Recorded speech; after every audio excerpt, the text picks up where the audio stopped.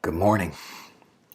We are in 2 Timothy 2:22 this morning, as Paul has been exhorting Timothy to be sure that he is a young pastor who is seeking purity in his life and therefore effectiveness. Out of that purity, he says in verse 22, so, or in light of what I've said, flee youthful passions and pursue righteousness, faith, love, and peace, along with those who call on the Lord from a pure heart. I want to look at just the first phrase in this verse. There's really two parts to the act that Paul is calling Timothy to. There's this one part that is retreat, flee youthful passions, and this other that is the idea of resolve to pursue something. So retreat and pursue. So let's think about retreat for a minute. It's interesting and paradoxical that victory in the spiritual life, the first step toward that end, in terms of our practical efforts, is retreat. It's to look and see what it is we need to run from.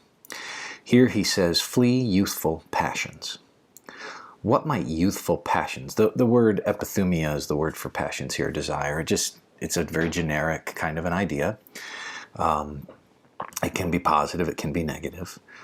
But here, it's clearly given negative connotations, the desires of youth. So in thinking about this, what might be some desires of youth that you'd want to flee? Here's a few of them. One, youth can tend to be impatient. We want what we want, and we want it now. In that way, we probably ought to let rest rule. We ought to be able to wait on the Lord and have our strength renewed, as Isaiah 40:31 says. Another thing that often youth can be given to, that Paul has already warned Timothy about, are foolish arguments, trying to prove your point, trying to make it so that you're right, and trying to stake your claim of knowledge and so forth. Perhaps reservation should rule the day. Another is, and I'll say it this way for simplistic purposes, but just being driven by or operating on fun as a guiding principle. I like to have fun. Having fun is a good thing.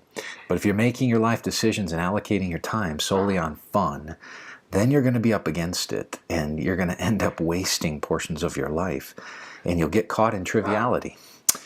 An unbridled tongue.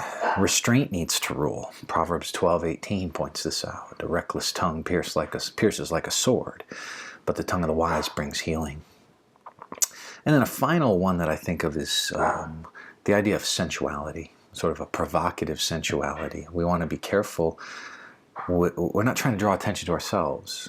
We're giving ourselves to the pursuit of God. And so we're gonna think tomorrow about the pursuit, because that's what this verse talks about. But for now, I just want you to think about the things you need to run from. In your life, there's probably a bunch of other things. You may have particular proclivities, like I have and others have, but they may be unique to you. And I want you to think about how victory is often found in retreat, and pray that the Lord would help you retreat from those things that you need to run from, so that you are enabled and unshackled to be able to pursue Him.